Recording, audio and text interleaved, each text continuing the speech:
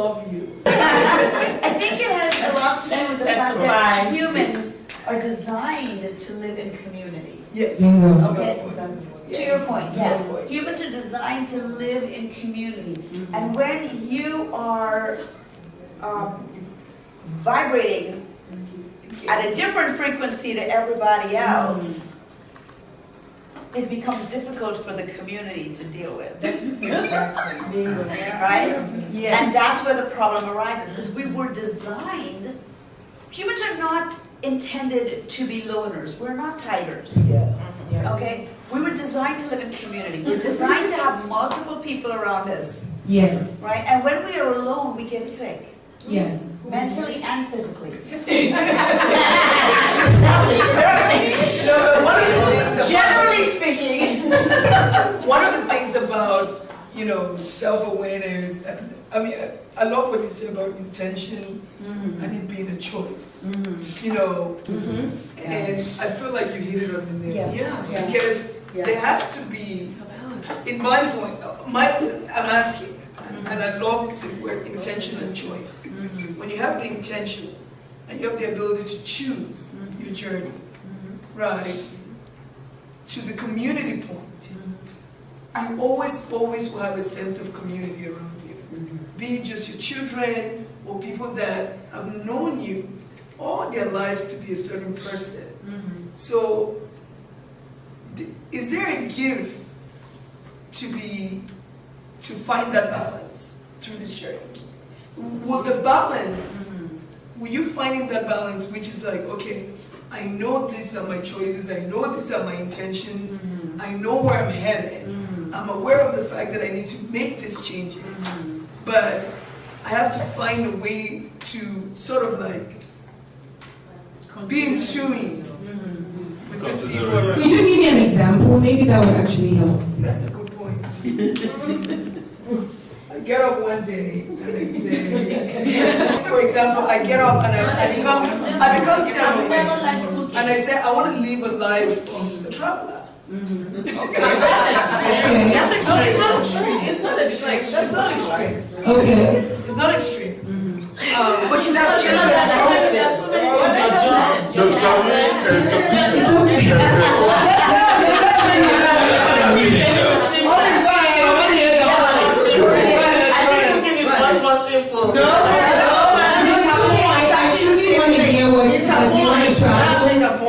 Sorry. Come on, keep going. Okay, no, I understand that cooking is simpler. It's not. If you don't want to cook, you can order food. Yes. Nobody has to cook. Exactly. But if you like all relative. It's all relative. Yeah. That has nothing to do with him. I'm talking about how your self-awareness may affect the community. No, you're right. So your community being him. Yes. In this case. But in this case, Can I answer to that? Sorry. No, go ahead, cook. So, like, if you don't want to cook anymore, and let's say your partner likes your home cooked food, I think just the mere fact that you are aware of that he does like your food. So I'm not going to tell you that that's what you do, but the majority of the time, because you are aware and you're going through this journey of living truly, connected to yourself, and part of your connection is your connection to your partner. So you will create the times when you will cook home cooked food. You may not cook it every day, and at some point your partner will get to start understanding that maybe when she doesn't cook, she's happier, so they get to start seeing you in that joyful state too, because you're flowing with yourself, and they will love it too. I love the point. I really think, to Olive's point and to our point, it's about the speed of the journey. How considerate are you with the people around you? How are they going to see? You can't change any drastic change. Any drastic change is going to affect the people around you. So if you're doing 60 miles an hour, why can you reduce it to 20? It's a question of the point. To go to, and because you feel like you have an obligation to get to that journey, right? To get to the point of your journey, and you can see it. But I think it would be very considerate to take that like 30 miles an hour, or rather than like 70 or like 100. Have you ever seen somebody try to run at the speed of that fast? Like if you start anything and you go that fast, you will crash. Yes, you will crash. You will crash. It's inevitable. That's why I say change takes time. If it's true change, because if you're trying to rush, remember what I said in the beginning, it's not about the destination, it's about the journey. You have to always remember that it's about the journey. It's about living today, not worrying about tomorrow. It's about living present, because that's the only way you can actually consciously go through your life daily. Because you're present, you're dealing with what's happening right now, and you're aligning it with this new mindset that you have. So you're creating this life. You're not using the future, which is anxiety, or the past, to kind of corrupt this moment, because then you cannot create.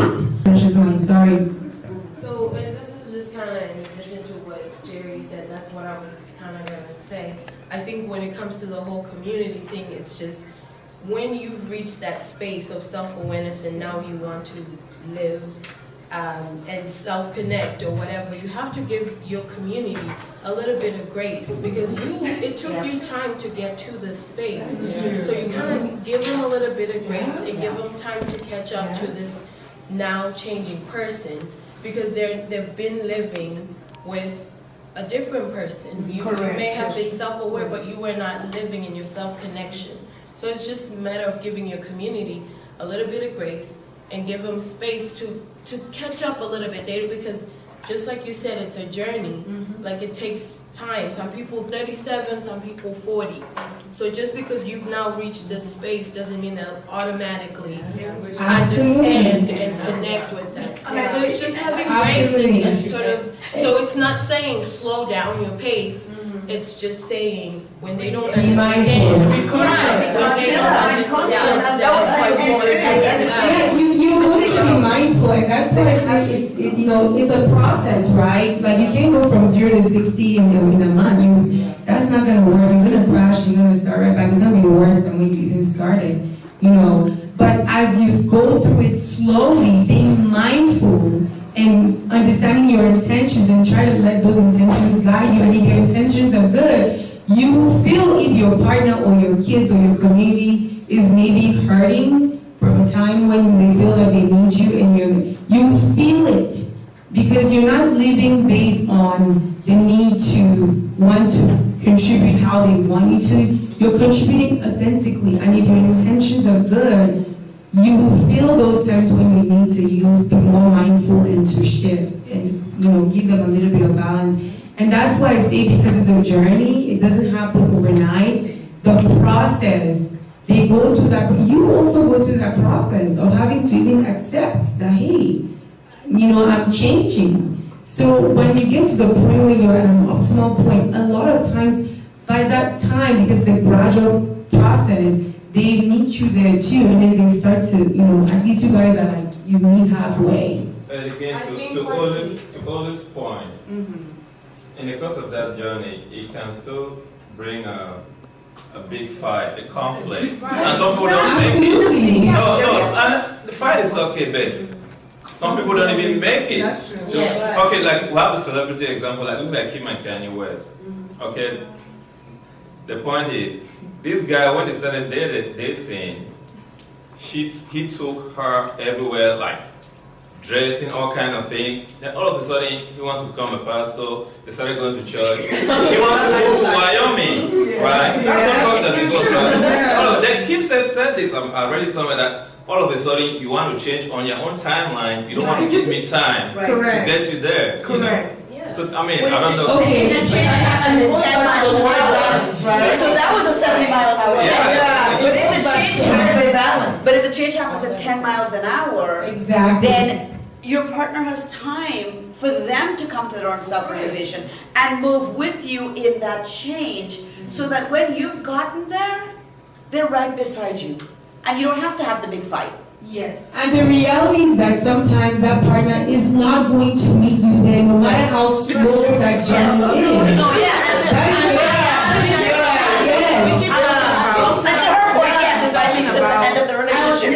We keep talking about. I was actually going to give an example that is not going to involve a partner. What if you decide that you don't even want a partner anymore? For instance, you decide that that you want to be, you're a woman and you said that all of a sudden I've liked women my entire life, and I don't want to like men anymore.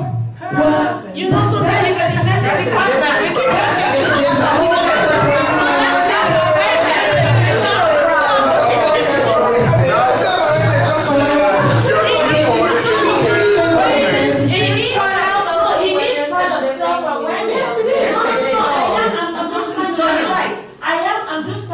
an example, because this whole time we've been talking about self-awareness and your community, right? So I'm just trying to give an example where sometimes self-awareness could bring about a situation where even parts of your community will no longer not just even accept you, but will no longer be in the same position in your life or place in your life that they used to occupy. Yeah. And that's what it is. And it's an adjustment both for you and for them, right? Your best friend will no longer be your best friend because you've outgrown them. Right. That's very true. And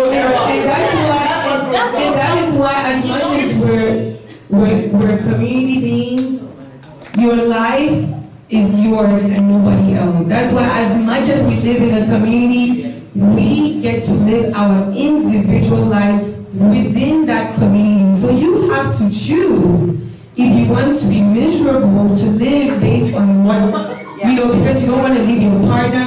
I'm not saying leave your partner, but I'm just saying be true to yourself, because you can either be true to yourself and hopefully and have faith that because that's such a positive thing that's going on, it will infect everybody else around you. And sometimes you just won't. Or you can choose to not do that and then keep living the life that you don't like. So it's a choice, right? And it's an individual choice. Nobody can make that choice for you. But I'll tell you that if I had to choose living truly authentic to who I am as a person, I choose that every single time, because I know that because my intentions, if I keep my intentions good and I practice all those habits that are supposed to help me, I will be able to spread that positivity out into the next person next by me. So, sorry. So, we've been talking about self-awareness inside of here. I understand self-awareness, we can look at it from two dimensions, right? People, like you said, the intention. Your intention to you can be good, but we can still separate self-awareness from the positive and the negative side of it. You can be self-aware, but the whole impact of it goes very negative, like what everybody's trying to say here, with regards to not only your community, with regards to your family, your kids and everything. So it's not only about identifying you, yes, I'm self-aware, but drawing the line and understanding the impact of your self-awareness or coming out and picking up new habits and understanding yourself better, right? So we need to get to a place where once you're evolving into a new being based on how you need to assess the impact of it all. I still stand in that regards. You need to assess the impact of what are the impacts of my self-awareness to my community, to my kids, because true, we are social beings. I would not want to be self-aware and I become a loner because nobody wants to associate with me because of the choices I have made. It starts bringing the point of the sacrifices we need to make. Sacrifice comes in. How much do you sacrifice some immediate things for yourself to be inclusive where you are? True, we are individuals at the end of the day. You're trying to do what pleases you, but you're not just alone. You have people that are tacked onto you. Yeah, I think, I really want to scratch that word pleases you, because then that's when it's more like the ego thing. Selfish.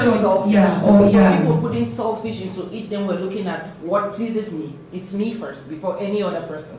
And self-awareness shouldn't drive only to me first. Let's look at the people around you. You're talking about your spouse, your kids. Imagine me, I wake up one morning, I'm like, okay, I've got to marry to this person. We agreed that we'll have kids together. And after one, I'm like, after no kid, I'm like, okay, out of self-awareness, I don't want to bear kids anymore. Those are the commitments I made before self-awareness. How do I balance all of that? We're talking about life balance. And that's where, you have to understand that when you make choices, for every action there's a reaction, and it's up to you. You're gonna have to sit and figure it by yourself, and whatever consequence comes. But again, again, your intentions are not to hurt that other person. Your intentions are just to be true to who you are. And the consequence might be that the person might be like, okay, well, I'm going to go marry somebody else because I want kids. But you've already processed that before you were making that choice. That's the truth. Making the choice is not you being self-aware. Getting to the point of understanding that I don't want kids is self-awareness. But you can still be self-aware that you don't want kids and still have kids. Yes. You get what I'm saying? Is that compromise? It might compromise you somehow, but I'll tell you that, like I said, everything in your life happens on time. Nothing happens well. So if you end up deciding that you're going to have that kid, even though you know that you feel like you don't want kids, there's a reason why you end up choosing that. So, which part of, so my point as a whole is, there is some sort of sacrifice in the whole self-awareness journey. How much do you sacrifice for the people you truly, really love in the process of yourself evolving or self-awareness? I don't really believe that, there's sacrifice, but like I said, I feel like if your intentions are good, you will find ways to actually be in tune with even your community. You will find ways to not necessarily sabotage who you are, but actually, I'll say, grace others, or, find a middle ground, because you do understand that part of their happiness also is maybe it influences you and it impacts your life, because that's part of your sensory input, right? But the truth is that don't do it for them. Do it for you. Do it because it's the right thing to do. Because if you do it for them, not only will you resent them, but number two, no matter how you think that they would understand, they might still never even understand because they are not you. So is that the compromise Jerry's talking about? Are you compromising some of the things that you would have loved as part of self-awareness to please those around you? Well, I wouldn't call it compromise, but yeah, you will compromise. If you're aware and you're compromising. Exactly. Then it's not compromising. It's a choice. Exactly. Sorry. Welcome everybody. Appreciate it. And Miss Passy, I'm sorry. No, what I've been trying to say is, in my opinion, communication is a big thing. Yes. You could be self-aware. You wake up some good morning and you decide, I'm not happy with who I am. I want to make changes for myself. If you're in a community, let's say if you're in a marriage, or you're in a partnership, whatever we want to call it, you're not doing this just for you, because whatever you do affects the other people around you. And to me, communicating that journey, the process, those involved will eliminate a lot of the friction, the fights, the resentment, when you communicate your intentions, and that person also has your interest at heart, they will support you through that journey. Absolutely. And whether we like it or not, change is never good for everybody. We people don't like to see their spouse or their friend or their sister or brother suddenly change for who they already know them to be. So when they see you changing, to them, who do you think you are? What do you think you're becoming? Get used to it. Familiarity. But if you communicate these things to them, I don't feel happy in this body anymore. I don't feel I want to work out to lose weight. I don't feel happy in this relationship anymore because this is not working. This is what I would like to see happen. Once you communicate that and that person is understanding and loving and caring and wants to see you be the best person you could be, they will support you. And there's one thing I believe in: if your cup is not full, you can never have anybody drink from an empty cup. So once you fill your own cup, the people around you have something to sip from. Absolutely. I'm so big on communication, and I know that I think one of the biggest things that I've noticed when I talk to a lot of people is, I think a lot of times we almost we self-sabotage ourselves. We think that people think something because we are thinking it. It's not even that the person is thinking it, it's because we are thinking it, so we're thinking they are thinking it. And then it becomes becomes like a reality, when in fact that might not even be the case, right? So I am so big on communication. I absolutely agree with you. This is where the intentions come in again, you know, like, because where your attention goes, your energy flows. Bingo. The energy that you use to communicate anything, doesn't matter how little, I promise you, it gets transmitted to the other person. You may not even speak, but just your disposition will give up your energy. And then the way, if I give you water like this, I throw it to you, as opposed to if I come and I put it in front of you. You see what I'm saying? That's just a very simple example, but the energy that you use to deliver any kind of message, it doesn't matter how little, and this is where your intention comes in, because if your intentions are good, your energy will support it, and that person will receive it the way it was meant to be received. Because a lot of times miscommunications happen because we don't communicate effectively. So people think something when maybe that's not even what it is. And then that becomes their reality. So absolutely working on just being true and communicating where you are in your journey to that person, being vulnerable. And a lot of times people don't communicate to because they're scared. You know, they're scared, okay, am I gonna lose this person? Is this person gonna feel like I'm a different person, they're not gonna want me anymore? You go through that yourself as well. But if you know that your intentions are really to grow, and you know that person loves you, and you know that person will understand, you communicate, and that's all you know. You cannot affect, you can only influence how they will contribute and respond to you, but you cannot control how they contribute to you. You can never control how anybody, I don't care what you do, you can influence it.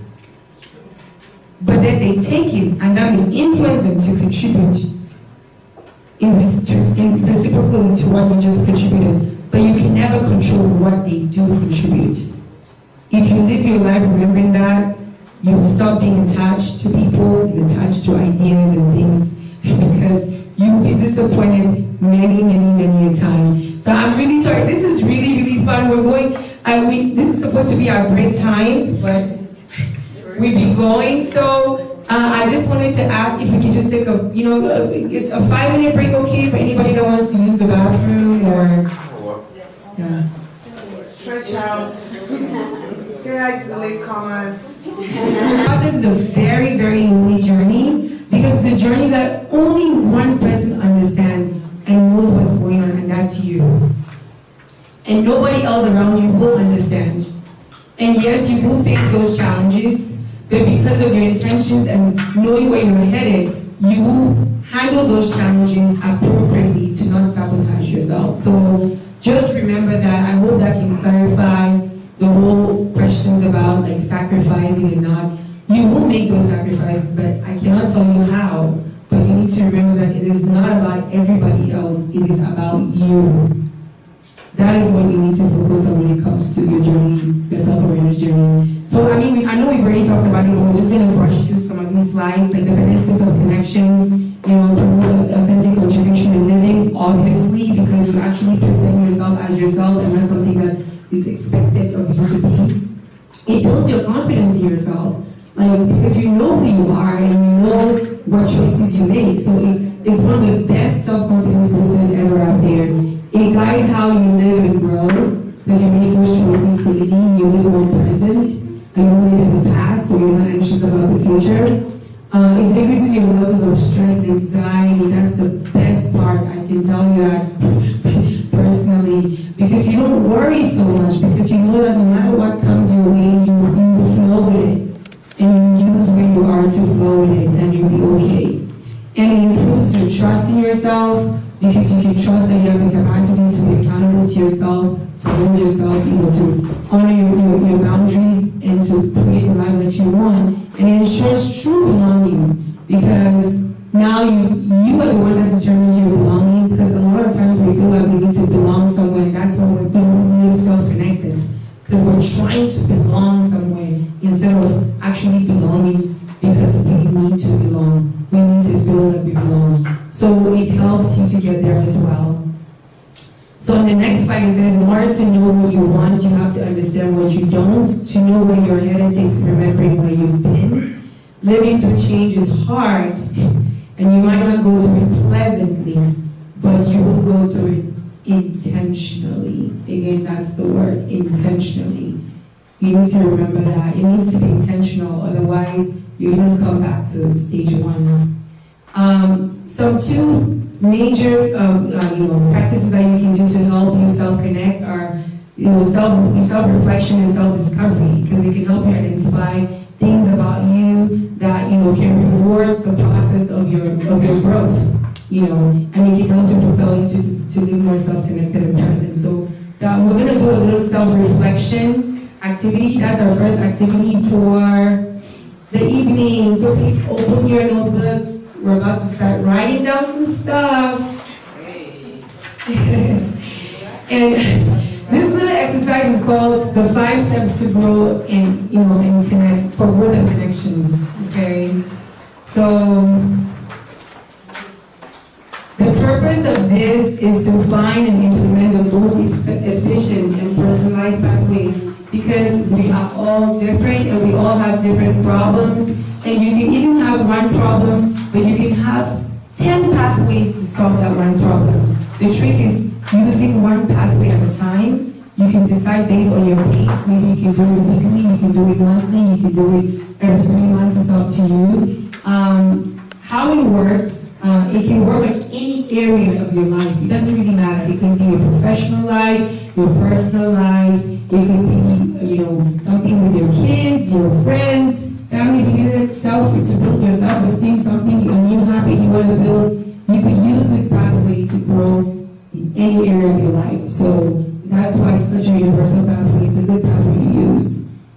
And all it requires is your most dedicated degree of self-honesty and willingness to grow. Because if you're not honest with yourself, you're not helping yourself. You're not going to grow. If there's one person that you need to be honest with in this world, is yourself. Because nobody knows you the way you know yourself. Nobody thinks the way you think. So you know yourself more than anybody else. So if you really want to grow, you have to be fully honest with yourself, regardless, with no reservations. That's the only way to grow. So we have our journals in front of us. That's one of the things that's needed as well. So the first thing I'm going to need you to do is to reflect and to write down 3 things you want to either create in your life, or that you know that you intentionally need to grow in your life and connect that with. 3 things. I'll give you a little bit of time. I'm sure we all have things that we want to grow in our lives.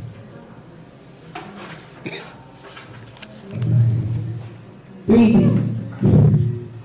It could be something so simple, and if it's something major, it's up to you to decide what you want to write. But just be ready to intentionally grow.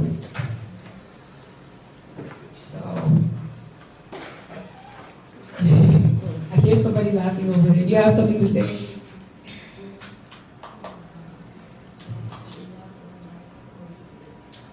Okay.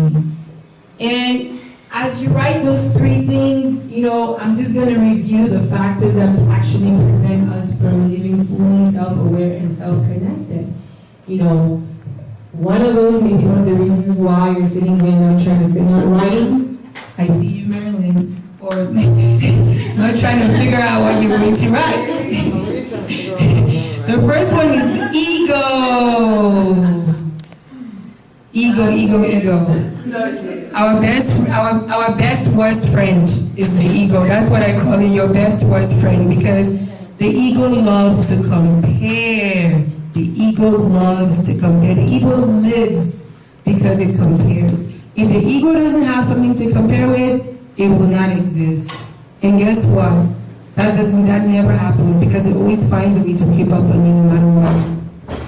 So I have this little, for every challenge that, every factor that we discuss here, I'm going to just kind of briefly discuss a little bit of something that you can do to kind of help change that, or to help fight it, because the ego exists no matter what you do. So what I started doing 6 months ago is I identify my ego when my ego, but not my ego, it's the ego actually, because it's separate from you. I identify the ego the minute it creeps in. It wasn't very fluid in the beginning, obviously, but the more I practiced it, the more I actually recognized that I did identify my ego more frequently than I used to. And the minute I did what I did is I challenged it almost immediately. It could be something so simple as me driving down to work and somebody's driving in front of me and they're not wanting to move, but I want to drive 90 miles an hour and they're driving 80, and I'm like, who is this person? It could just me recognizing that, hey, it's just your ego. You can just change your lanes. Why are you being something so simple like that to something so major? So always check your ego. The minute it happens, you recognize it, check it. Check it and challenge it. The more you do that, it will help you to transition to actually living with less ego influence. Overruling our subconscious mind. Like I said, 95% of who we are by the time we're 7 is based on we live based on our subconscious mind. It's like programming. So we tend to fall back to that a lot. So overruling it is so crucial if you really want to stay self-aware and self-connected sometimes, and actually allowing your conscious mind to evaluate the situation presently and not necessarily try to associate it or find an answer or find some kind of, maybe like an outcome that happened with that same circumstance in the past, because that's what the subconscious mind wants to do. It wants to protect you. It's a good protective mechanism, but a lot of times it prevents us from growing. Inner child body pain, trauma. We all have childhood traumas here. Some people maybe don't, but we underestimate how much childhood trauma can influence us as we grow into adults. And so if you can identify yours and sit with it and remember that you're still not that child. That child is gone. You're now this adult.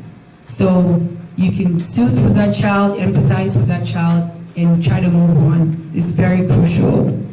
Living in the past, I think every single one of us here lives in the past at some point.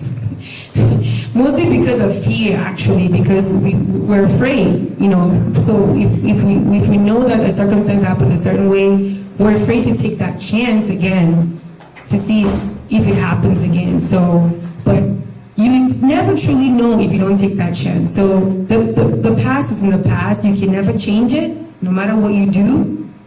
If you keep going back to it, you keep reliving it instead of moving forward from it and growing from the lessons. So just remember that. Fear of the unknown. That's a big one. Can't live in the future as well. Don't live in the past. Can't live in the future.